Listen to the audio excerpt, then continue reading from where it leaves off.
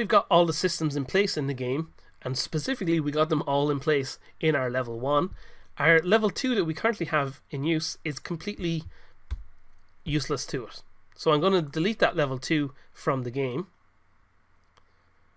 Just going to process it for a second, and then we've got our level 1. I'm going to save our current level 1 now as level 2.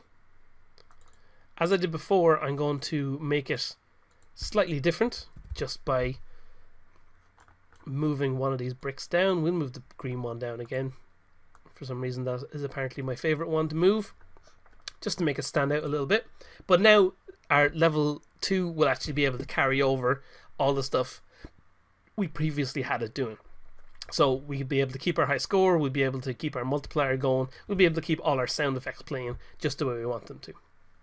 We need to make sure and we add that into our build again.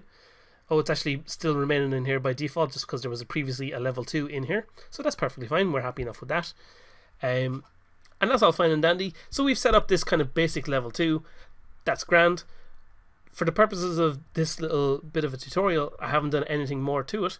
But as a challenge to yourself, what you should set out and do now is create multiple levels in our game and make it so that they have different designs, different color patterns, and make it so that it's a little bit more interesting for yourself to play.